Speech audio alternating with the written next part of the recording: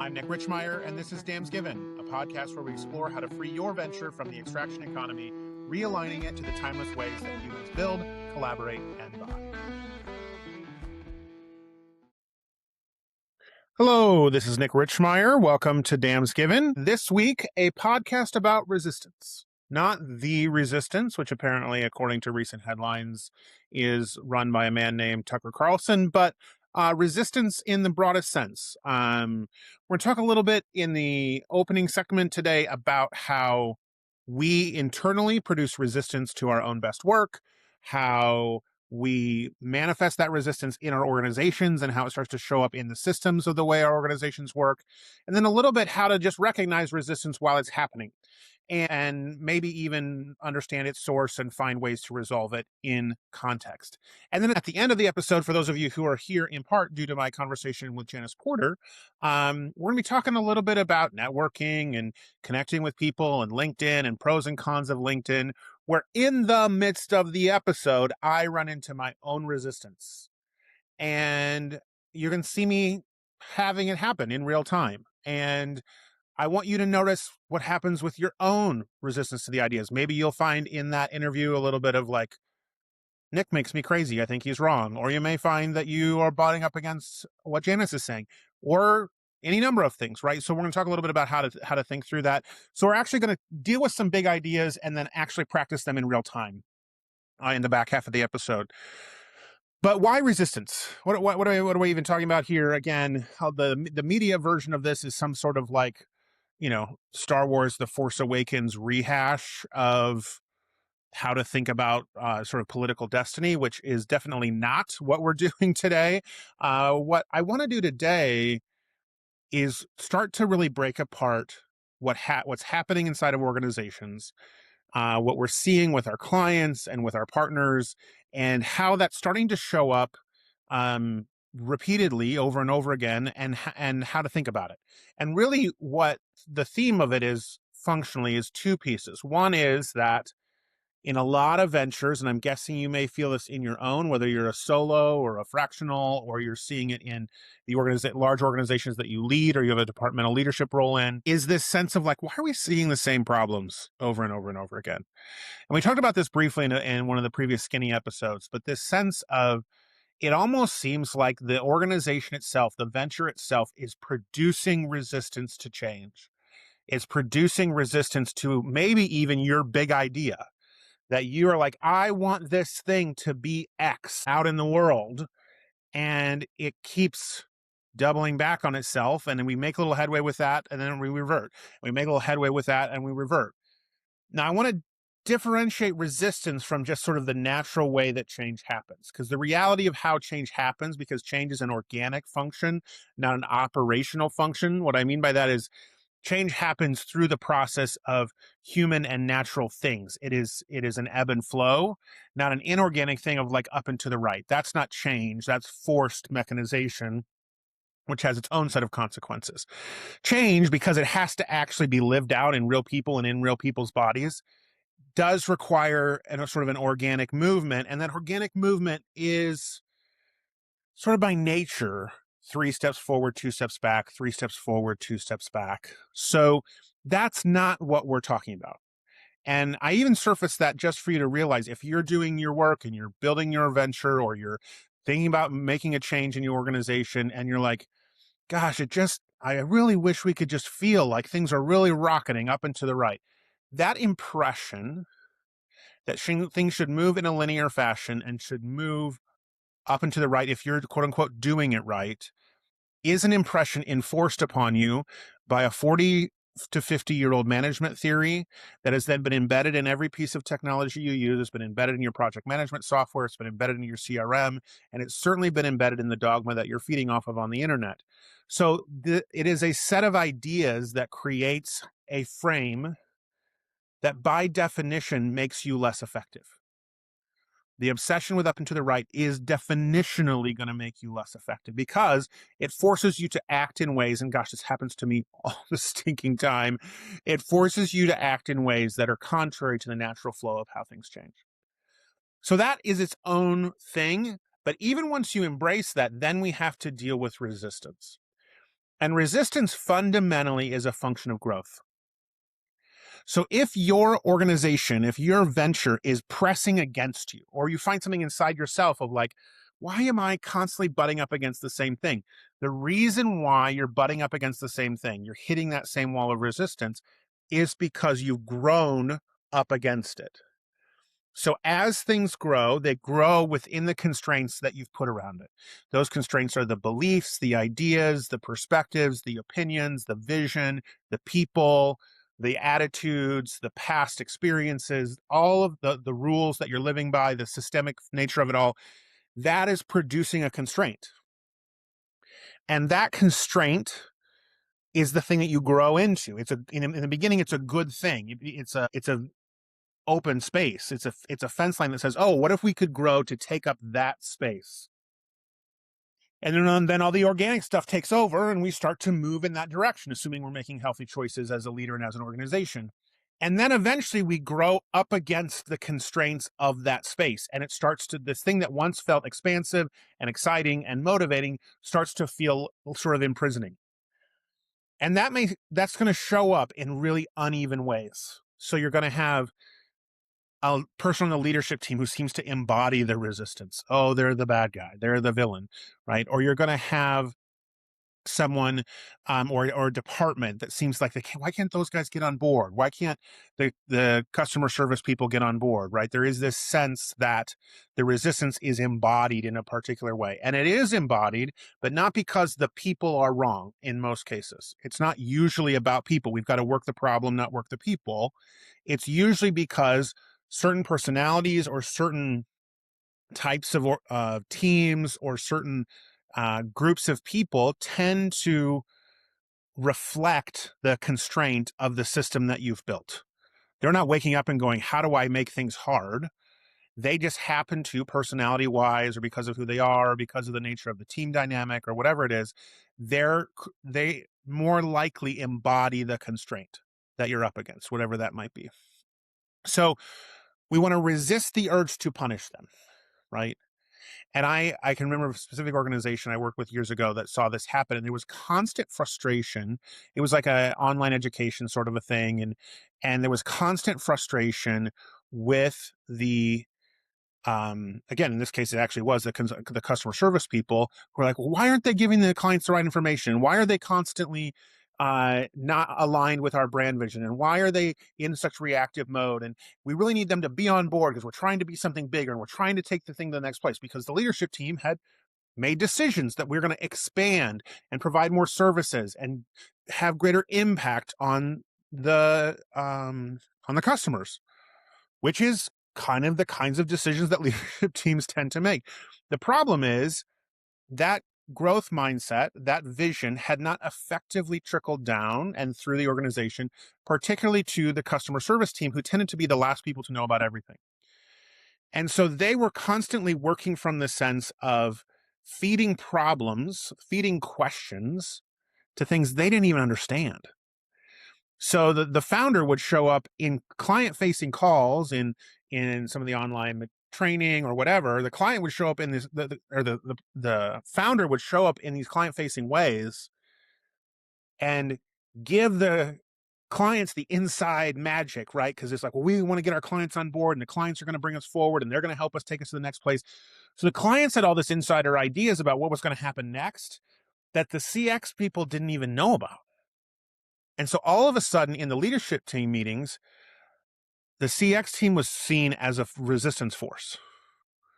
Why are they trying to stop this? Why can't they get on board? Right? You hear this a lot. Why can't they get on board? Well, when we broke it down, and to some degree we broke it down in that context, and to some degree this is wishful retrospect because some of this didn't get handled well, is the CX team was just the embodiment, the human representation of a broken system. The system was designed to feed the founder's need to get the affirmation of the clients as fast and as loudly as possible, because that's what the founder fed off of. That was his energy source, was the people out there. And sitting there through the minutia of explaining it to the CX team and what the actual implications were and how it was going to affect the operation and what that meant for help tickets and what people were going to need and how to access information and where that information was going to get stored, the founder just didn't have time for it. Didn't want to have time for it. And so the founder had built a system, either willfully or accidentally, had built a system that consistently produced a CX team that made it hard to grow. At the same time, the CX team was probably the only thing keeping a constant, steady stream of churn because the clients were constantly confused by the amount of change that was happening. So the CX team lived in this constant tension between we have to answer questions that the clients desperately need, and we're also the ones without information. The way that manifested in the organization was as resistance. And you can start to hear, if you're listening carefully, that resistance started with the founder's resistance. Started with the founder's unwillingness to say, hey, I have to be slower in my sales messaging and faster with my willingness to operate and push things through the organization. And that's going to create discomfort for me. I'm going to feel vulnerable. I'm going to feel like I'm doing things I'm not good at. It's outside my creative process. And yet, that's what I have to do to produce a healthy organization. Had the founder that I was working with at that time thought through those things, and I actually see this in 2 or 3 of these organizations that are similar in this way, had the founder been willing to do that, they would have had a dramatically different organization. The trust levels would have gone up. The credibility in the marketplace would have gone up. The sense of ease within the business so that we weren't constantly fighting against ourselves would have softened. It's always going to be resistance, but it would have softened, and everything would have moved forward in a different way. But that the requirement is first that the founder is conscious of their own resistance. Now, I'm in a stretch, I'll just be honest with you, where I am like daily facing my own resistance. So I'm finishing my book. The launch date is September the 1st. The Damn Rules. It's about vulnerability and love and inefficiency and how we break the systems of extraction. I haven't been this excited about it for a really, really long time. I've been writing it for years, and I'm finally at a place where I'm really excited about bringing it out into the world. And for, all the promotional purpose reasons, you can find more about it at damnrulesbook.com. But the bottom line of it is, I had to move through so much resistance to finish the book. Because to get it to the place that it needed to get at, I had to be somebody other than what I was being. I had to move into my own vulnerability. I had to be honest with myself and with you all who are future readers of the book about what really works and what doesn't, and where the real challenges are, not just the stuff that turns into easy quips on the internet. And I had to put a deeper and more robust vision of what I wanted to see out into the world. And it really, really, really did a number on me. I would sit down and just stare at a screen, which is just like not me. Like I wrote over 200,000 words last year. So just sitting down and staring at a screen is not really my thing, but it is started to happen with this book. And I just got stuck. And even now that I can see a clearer version of what my work looks like in the world and how we're going to work with partners and other people and how it's going to evolve literally every aspect of the work from culture craft to trust made growth, as I start to see that, what's coming up? More resistance, more, oh my God, more anxiety, more holy crap, more that's going to feel scary, more can I do that? Am I allowed to do that? And what I've learned to do as I've been moving through this over the last several months is the impulse is to fight that resistance, to press against it, go, that's wrong. I shouldn't be fighting this. This is great. I'm doing the right thing. I should believe in myself. That is instinctual, but wrong. It's not going to help. What resistance needs is permission to soften. And so what I've been trying to do is when the resistance fires up, is to really pay attention to what it's trying to do. Most cases, it's trying to keep me from taking a risk. Sometimes that's a good resistance. And I go, oh, actually, that would be a really stupid risk. Let's not do that. And sometimes it's resistance because I'm afraid. And I'm projecting onto the situation past experiences, or I'm bringing to it things that don't apply, or I'm not giving myself enough courage.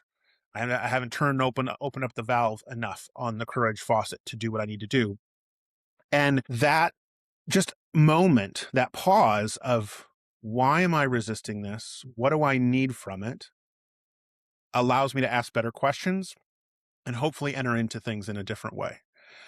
So what I want you to do, we're gonna practice this a little bit as we move into the interview with Janice. And the interview with Janice has so many interesting things to say about how we network and how we build community and what's really working and not working, and a lot of sort of fundamental debates about analog versus digital and things that are absolutely surfacing in the world. And at the same time, it's a study of two people who fundamentally care about the same thing, which is caring about people and having people be the center of the work that we do, and coming at it from such diametrically different ways that internal to both of us resistance arising. And I want you to notice how you hear that. I want you to notice how that is experienced in your own body, what resistance comes up for you. And if you're feeling really brave, I'd love you to just shoot me an email, podcast@culturecraft.com, and just say, hey, Nick, this is what happened to me. This is what I noticed. This is what I saw. This is what resistance looks like in me. And then we can chat about it. Again, that would be a really brave thing to do. Letting people into our own resistance can be a little scary, but I think it's worth doing. So let's just transition into my conversation with Janice. I think you're going to get a lot out of this from a variety of vantage points. She has a lot of smart things to say. And so here we are with Janice Porter. Janice, so good to be with you today. This is going to be really fun because you and I are like the official of official Venn diagrams, right? We have this very intense place of it's kind of two places overlap. We both love movies. Yes. But we will not eat up the whole podcast talking about movies, although No. I do need to debrief that with you later. No. Because I saw Wuthering Heights over the weekend. And I saw Hamnet. We haven't talked since you saw Hamnet, yes. So we'll talk about that off pod. We'll put it behind a paywall or something. Maybe no, just kidding. No, we share a love for movies, but we're both very deep, heart-centered, human relationship-centered people. But man, do we come at it from completely different ways of thinking, ways of engaging.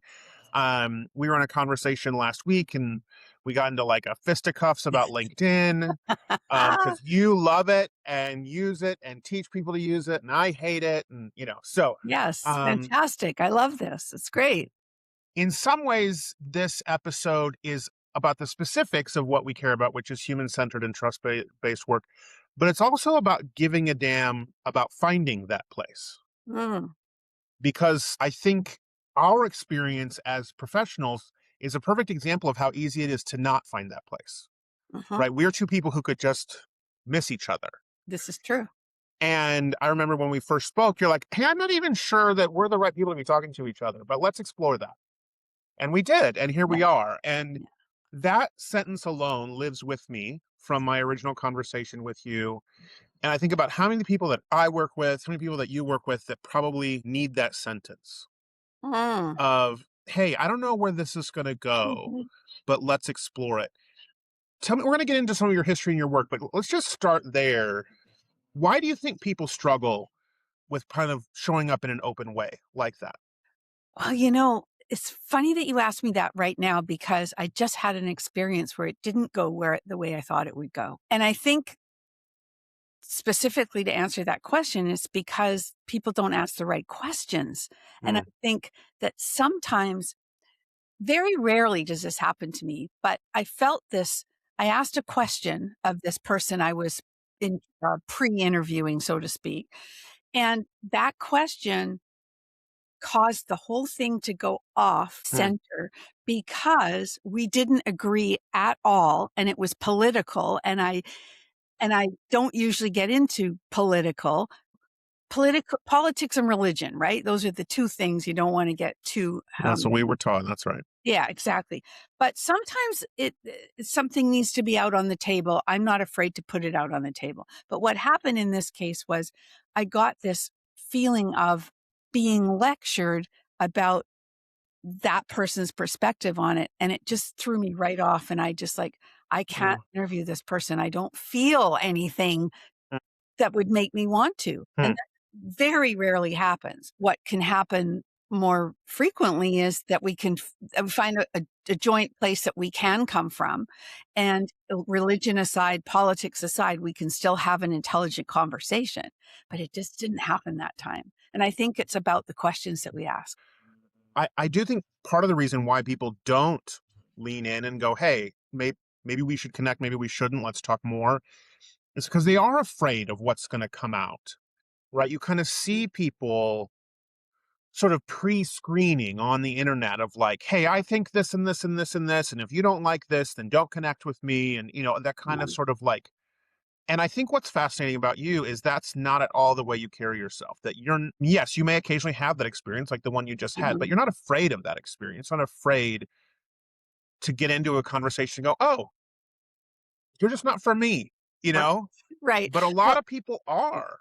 Well, I think though that that comes with age and experience. I mean, I call it wisdom because I'm old, so I call it that I have a lot of wisdom, and and I've always been outspoken, and it has been a detriment to me in my youth.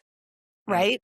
I shouldn't have said what I said, or I spoke too soon, or out of turn, and I've learned from that, and I can accept more things today than I could have back then. But not everybody is comfortable with speaking their mind.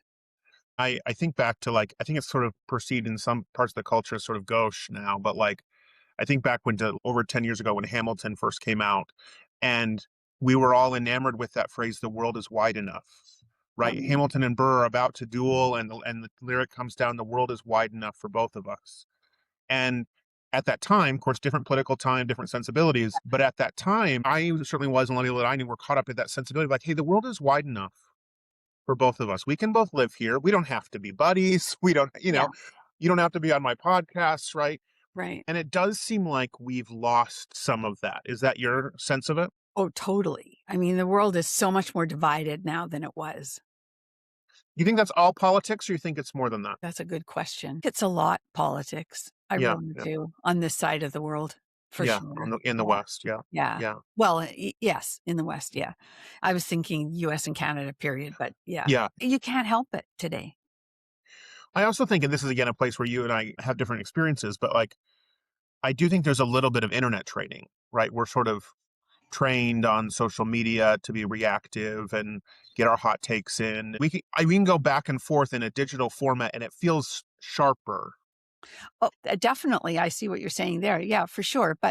Um, but it sometimes just doesn't feel real enough Yeah. to even worry about it. Okay. Well, let's go back a step because I Yep. think this question of, hey, we can talk to each other and explore each other, but we don't have to always agree, comes down to really this sort of thing that you've built this stage of your career on, which is helping people find points of connection in a very disconnected era. How did you come to that? Like, give us a little bit of the backstory. How did that become your work in the world? Well, my first life, I was a teacher. I taught Mm, children. I love teaching. I love kids. And ironically, teaching here where I live in Vancouver got political, and I did not like the way it was going, and I wanted out. When I came to working for myself, I had to figure all that out because when you're a teacher or even a trainer in a corporate setting, you don't know anything really about business. I mean, I didn't know yeah. how to market because they just sent me to people's offices to train them on what I was working with, the telephone equipment and voicemail equipment. So I didn't have to find my own business. But it was a much different place when I went into business for myself. And when I fell into LinkedIn, I loved LinkedIn because it was left brain logical. It did not look like Facebook, which was the only other thing around, Mm, I think, at the time. And I didn't like that. It was too invasive, I felt. And I mm, didn't see that with LinkedIn. Anyway, long story short, as I started to get involved in LinkedIn because I saw that I could teach it, back again, I wanted to be a teacher. yeah. And I saw that this was a platform that I could use and I could teach. That's evolved though in the last, 15 years since I've Sure. been involved in it. But I've always been a relationship person. I've always been a huge networker, connector, love to connect people together. And I do it always from my heart. So that's how I started to see LinkedIn. It wasn't that anybody taught me that way. It was just that it felt right to me that this was an opportunity, especially when COVID hit, couldn't go networking anymore. This became my Yeah. networking playground. And yeah, that's how I looked at it. I'm interested though in like sort of in the Rorschach test of that like you looked at LinkedIn, and I promise we're not going to do the LinkedIn debate again. You guys have to listen to the other podcast on Janice's feed. You looked at LinkedIn and you're like, oh, here's an opportunity to do a heart forward thing. Uh-huh. I find that so fascinating because one, that's not my lived experience, but Right. two, there's lots of people who saw LinkedIn in the late teens, early 20s and went, oh, there's opportunity here. So they started selling decks on how to game the algorithm, right? There was all kinds of make LinkedIn work for you pop-up businesses of various different kinds. Yours has stood the test of time for, I'm sure, a variety of reasons that we'll talk about. Um, I know it's hard to like, because you're you, right? So you don't know Yeah. how you became what you became, but like, can you speak to like what how do you look at LinkedIn and go, oh, this is a heart forward opportunity? That doesn't seem intuitive to me. Hmm. Well, I see, um, let's say let's say I'm looking to expand my business into California. So I would, because my sister lives there. So if I can go down there and get paid for being there, that would be fun. So so I start to do searches on LinkedIn for that area for people in the uh, industries that I want to Sure. Yep. for. Okay. And I also look at who do the people I already know Totally. that Yep. are Yep. there. So Using all the yeah, basically using everything but the feed where all the pollution is. Yep. Using the exactly. actually back end network Exactly. of it. I always say I don't hang out in the feed, I hang out in the mailbox, okay? Yeah. So then I either get introductions or I reach out myself to connect with the people that I see in my lists that have come up from my searches that speak to me, and I just see what can happen there. And so, the more people you talk to, the more connections you can make, and then who knows where those go, right? And so Well, that yeah. Let's stop there, right? Because you do this training for a living, and I think you and I both know that that sentence alone, the more people you talk to, the more connections you make, is not obvious to everybody. That people are working really hard. In some ways, this is why the LinkedIn algorithm is the way it is. That people are working really hard to not have to make connections, to not have to have those conversations, to can we move people into a funnel? Can we do all the right? So that's that Mhm. heart forward instinct of yours that I want to isolate Yeah, is you're that right. sense of, oh, well, I could turn this into a conversation. Like I did a training with some people a month or two back, and we were talking about, hey, your next step is what I call a noticing meeting, which is just a meeting where you take notice of someone and you take an interest in them and see what happens. Nice. Okay. And very similar to some of the training you do. And the effort it took to say, you need to have 10 notice meetings over the next month. And you would have thought I asked people to like Um, barbecue their fingernails. I mean, it really, just, the panic they of don't know that. what to say. I know, they don't know what to say, right? But you and I both know you don't have to say anything except Yeah.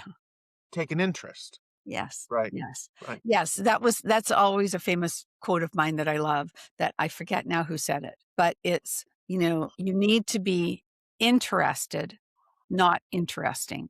Yeah. Some Yeah. form of that, yeah, and that's right, you have to just be interested and stay people should come from that conversation and say, "I just loved our conversation, you were so great to talk to, and I've Yeah. said nothing. They've done all the talking." That's when Yes. you've done a good job because they love talking about themselves, but I hear that all the time as well. It's like, well, but I teach my clients that when they are doing the search or the research to find their list of people, they need to not just get that list of names because they're in California and Oh, because of they're in course. New Yeah. York. They need to go look at their profile. They need to see what sparks them that they could start a conversation about.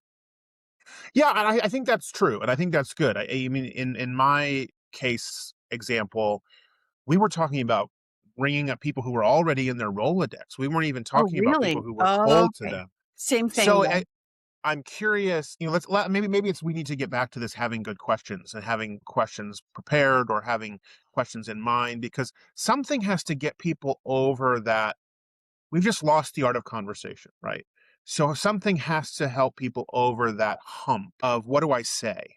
Mhm. Other than the research. I mean, let's say either it's somebody you already know or you've done the research. So that's check, check, check.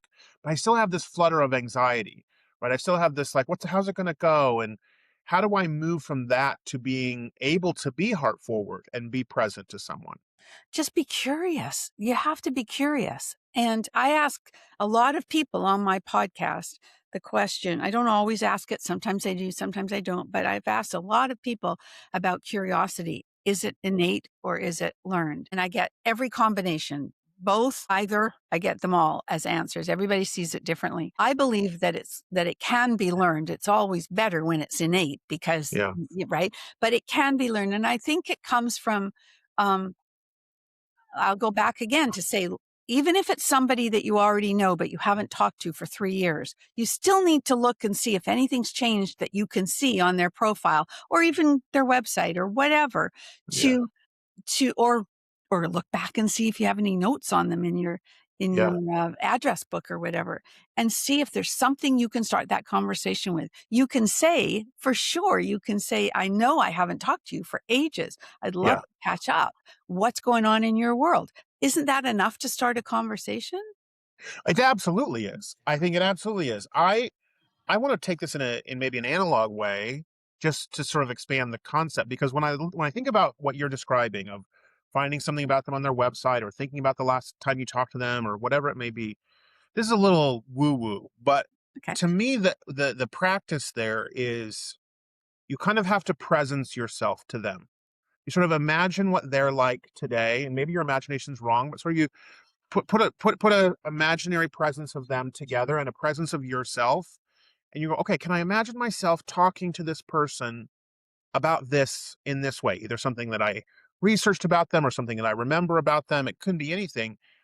I almost think that practice of sort of presencing that person to you and going, hey, I can be on a call with this person. I can be in the room with this person, gets us past some of these hangups that have caught people, because they're like, again, a lot of people are really out of the habit of this. Agree, but would you say that when you're looking at that list of people that you know and you haven't Mm. talked to for a long time, you would right away say, "Oh, I could talk to this person. No, I don't want to talk to that person anymore," or "I'm past that person now." Wouldn't you make that decision pretty quickly? I think I would make some inaccurate judgment calls. Okay. And the Okay. reason why I say that is because I spent years training salespeople. And often those salespeople had to work a natural network or something. They had an old Rolodex or something that Mhm. they had to pull from. It's, not unlike what you've had to do. And they would always make it, oh, I can't call so and so. I left that job and I haven't talked to them since. Or, oh, so and so, I hate their dog. And we have these weird psychological hooks about people, and we come up with reasons why they're thinking about us in ways that they're not. And I came to call it, not very kindly, the narcissist dilemma for my salespeople. Is I'd be like, you guys, it's just the narcissist dilemma. You're worried about people are thinking Yeah. badly about you. They're Yeah. not thinking about you at all. That's right. That's right. And by the way, if you are thinking that, please don't sweat it. Just move on to the next person. There's a million people out there, Yeah. right? Yeah, and the only reason why I bring that story up is because every once in a while, we get a new salesperson who had some courage and was really a hard driver, and they'd be like, "I'm gonna call him.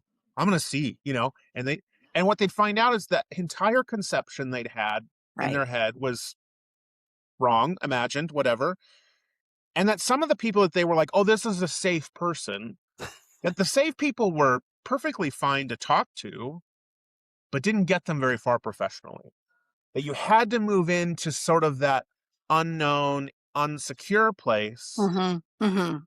To to move it really get forward. traction. And, when you say that we're out of the art of conversation, so, Yeah. like, we've lost it, and that's part of the problem. So, the people that you're talking about, did they have it, or did they grow up with their phone in their hand? Yeah, I mean, I think it's a mix, right? Yeah. I mean, I'll use myself as an example. I'm old enough that I didn't grow up with Phone. technology. I mean, technology got introduced to me sort of Yeah. teen or preteen era. Yeah. So I mean, I was, feral like everybody else. And you do get that muscle gets weak, right? Like I Mhm. can remember being in my 20s and early in my professional career, and I would go to a city that I used to work in, and I would book a whole day of like, I'm going to see this person, and I'm going to see this person, and it was like oxygen to me. Okay. And today I'd have to really like, okay, I Yeah. can do this. I'm out of the habit. I mean, I don't sit in an office anymore, right? Right, it's true, we're by ourselves at home, I know. Yeah, Yeah, yeah. it's So true. there is some of that. So here's a question for you then. If that's how it is, when you go to the grocery store, do you make conversation with the grocery clerk? Well, and see again, I'm a bad client for you. I will do anything in my power to not go to the grocery store. Yeah. I do the online ordering and pick it up. Oh, But again, I think that's all part of the same thing. I'm out of yeah. the habit. Yeah, But it is. I'm not a small talk person, Well, there right? it is Like right there.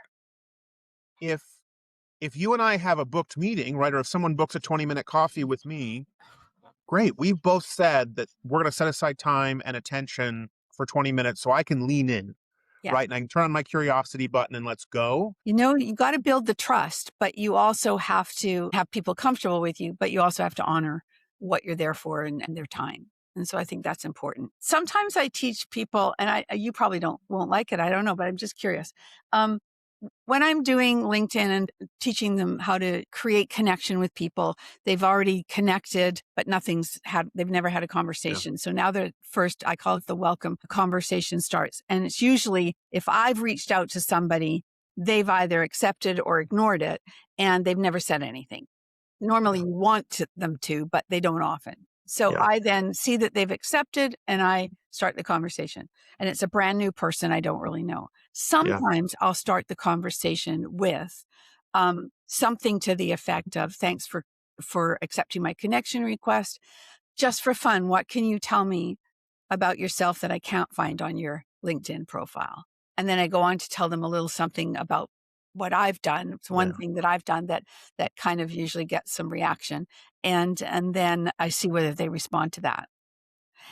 And when they do, if they do, when they usually it starts us off in a very fun way with a sense of humor. Mm. And I love that. And so that brings the rapport really Yeah. quickly. Yeah. Yeah. I do think humor is disarming. I mean, I think we underestimate, in part because some people really struggle with it. They don't know how. They don't know. They just humor is hard for them. I do think it's incredibly disarming. It's a way that we can just sort of bring down the temperature and Yeah. laugh about something silly or whatever. But Yeah. I mean, I'm what I'm going to say. Like I have never and will never respond to a cold DM ever. Like I know people do, and I that's fine that they do. I just never am going to do that. Um, thing, it's I mean, I don't know if it's a trust thing. It feels like a disruption. It feels interruptive. Even though it's asynchronous, right? I don't have to like respond just then, but it is right. disruptive. It's like I feel like my inbox, whether it's my DM inbox or my little inbox, like it's like my front porch. Like so you just walked onto my front porch. Now again, Right. in a different era, that would be very normal. Yeah. I would not want some other than unless you're a 12-year-old selling candy, I really don't want you walking onto my front porch. Or coupons for the football team or whatever. So it's just not me, Janice. And Well, I don't know how pervasive I am, as an archetype. I think that I don't know. I think you're missing out Why? because you never know who's going to be there. You never know who it's going to be. But if it piques your curiosity a little bit, you never know. But then I have to read them all to get to the point where one of them might be interesting, Do right? So you? I don't know. the triage You can is look at part the of what I'm picture. just not interested in. Yeah, maybe. Okay. So No, you, I'm not trying. I'm responding because I I you know, I want to think about this from a different point of view because I know this works. I do. I mean, it works for you. You're having other yeah. people work. I'm probably not going to go do it. but Right. there are people on this listening who might. Yes. And I do, I have a particular view on how eroded our trust is for each other and what it's going to take to overcome that. Well, And your ability to spark up a conversation with a stranger with that question, I think is interesting because it challenges some of my thinking on how what our level of distrust really is. did you network in person before? Oh yeah, Okay, so you did. Did you yeah. do it well? I paid my mortgage, you Oh, know, yeah. Okay. so I wouldn't say I was an expert, but I did enough to pay my mortgage. Okay. Okay. I like I mean, I'm curious by nature, so I like Yeah. talking to people. Um, I think, to be honest, what has been disruptive for me in the digital era is I don't like to be surveillanced. And Oh, I so know that feeling. Yeah. and I so my challenge is some of the tactics that you train for me feels like surveillance. Like when someone's like, "Oh, I looked at your LinkedIn and you're from such and such." I'm like, "Ew." Like, Yeah, don't but wait, that's a public don't profile. stalk me on the internet. Like it's just It's a very public uncomfortable. profile. You put your profile up I there. know. It's my own stupid fault. I don't like it. Oh, okay. Yeah, the only way it offends me is when somebody is pitching me and pretending that they've actually read this or looked at that or Yeah. listened to my podcast, and I know very well that they haven't, just by what they've said. And Yeah. and Yeah. Yeah. and Yeah. then sometimes I'll read that and I'll go, "Seriously?" If it's an email, for example, and I will just send a message back saying, "So you listened to that episode. Tell me what you liked about it most." And I never hear from them again. Because I just don't Yeah. do that, Yeah. right? And yeah, Well, but I think that the volume of that, particularly with AI, 'cause it's so easy to do now. Like, I think the volume of that is another sort of resistance factor. Is it's like, well, there's so much scraping and so yeah, much. but LinkedIn will shut those people down who hire people to do it and who do it themselves with third-party tools. They're getting really bad at that or good at that, depending on how you look at Oh, it. maybe they should shut it down on my feed. That would be great. I know. Oh, Well, I want to get back to this idea of heart forward because I think we're nearing our end of time, and I think because and I'm glad we went down the path we went down because I think people on this call or who listen to the podcast need to really think about where your resistance is coming from. If I can just, you know, speak a little bit and then I'll get back to Janice, okay. who everyone's here to listen to. I I've done enough reflection that I kind of know where my resistance is coming from. I know what I like and don't like. But I'm also open to Janice's point that she's like, "Hey, what if you're missing something that you might enjoy?" Um, and I think a lot of us, because of experiences in the last 10 years and the way the digital world has been, and a lot of factors that if you listen to this podcast, you know what I'm saying, that our resistance is real high. Our resistance is, miles high. I'm probably one of those people. Um, but the reason why we're even on this call with Janice is the beauty of lowering that resistance. Now, the reality is Janice and I found each other through a referral. Somebody that I know said, "Hey, talk to Janice." Somebody that Janice knows said, "Hey, talk to Nick." And we her walls were already lower because she's just more that way. Mine came down and we had a conversation. I think that's where I want to end the discussion is Janice, what's your secret? What's your killer app for us lowering our walls to each other? How do we do it? How do we do it? Um, I think that, Smith, I had a note here I wanted to just find. Okay. I And think, if you want to collect your thoughts, we can just delete the yeah, interim. So that's okay. I think that it's about just just trying to be a little bit more open each time. And, um, that hesitation that somebody gives you when you reach out to them. So I'm talking about me, that yeah, hesitation that someone, well, I'm not going to go in feet first. I am going to do something like with humor, or I'm going to ask a curiosity question that might be, hey, and again, may not like this, but, I'm going to say, hey, I see that you live in Colorado. Are you a basketball fan? I love that, watching the Denver, whatever, the Nuggets team, do whatever. Something, I'm looking for something always to find that connection. But um, it's not like I'm transparent. So whatever you ask me, I will answer. So I just say, be more open. Um, God, I would say that if somebody is, and from someone like me, I have to notice that discomfort that somebody has, and maybe, just maybe, switch the conversation so that I can try to bring that, you know, Mm. discomfort more along the lines of, like, I don't know, for you and I, when we were talking, I know that um, I had found somewhere, I'm going to say this again, that you were a movie buff. And when you and I started talking about Yeah. that, we really lit up because, it was Yeah. something we could talk about that was not going to be pressure for anybody on either Yeah. side. And Yeah. yeah, so I just think people have to think about, um, we're just people, and I don't overthink anything, you know? Yeah, well, I'll probably do a little soliloquy on this after we're not taking up Janet's time, and we'll put it at the end of the pod. But I think one of my big takeaways from here, and I wasn't planning any of this. This is entirely spontaneous. But Always the I best. think we, I think we have to ask ourselves, where is the risk, Yes. right? Because trust is about risk management. The game of trust is really, it's your back of your brain protecting you against the sense of risk.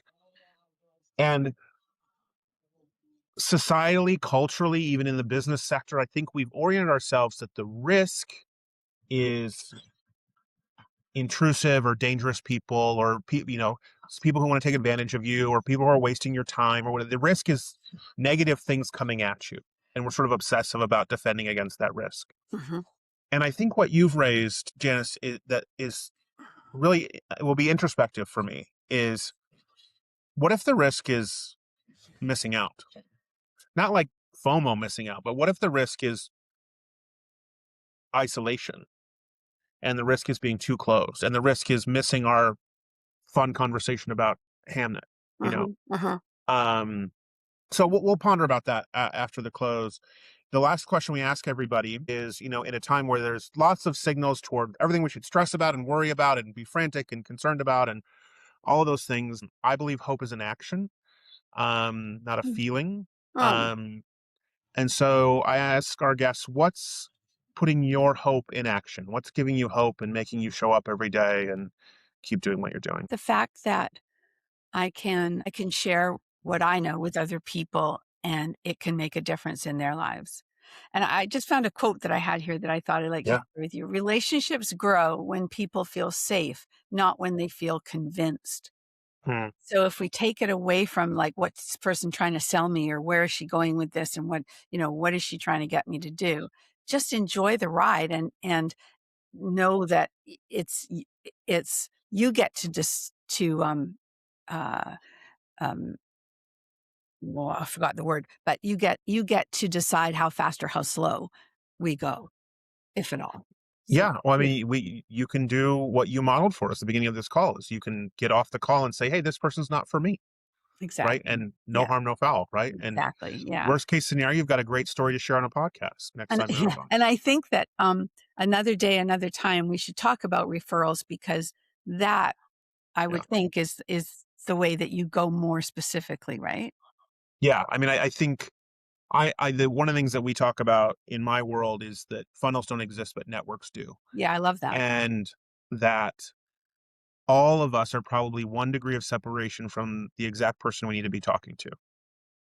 So somebody, the person who knows somebody, that's what I mean by one degree Yep, of yep. separation. Yeah, I know what you mean. And so the Exactly. question is, how do I show up in a way? How do I manage my week? How do I build my calendar? How do I focus my attention in ways so that I'm always investing in that circle that is one degree of separation away? And my Mhm. experience professionally for 25 years is, if you can get really good at falling in love with that one degree of separation circle, you're kind of unstoppable.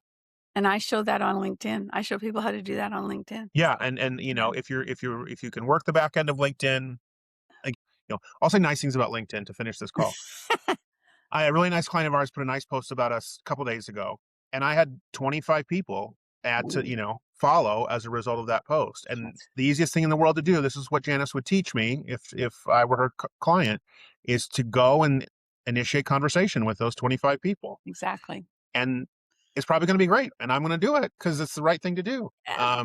It's in that little space where Janice and I coexist. So thank you so much for being here on the official call, and then maybe I can convince you to hang out a little bit and you can tell me about Hamnet. Thanks, Janice. Absolutely. Thank you for having me. Great.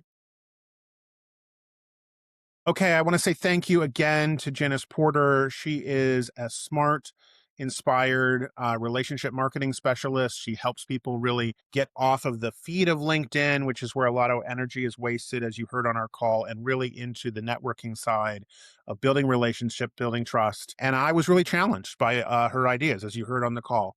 And so thanks to Janice. If you haven't yet, Janice and I did a version of this debate on her podcast, the Relationship Rules podcast, which you can find in a variety of places. You can see the notes or see the links in the show notes. And then lastly, again, at the top of the call, I mentioned the book.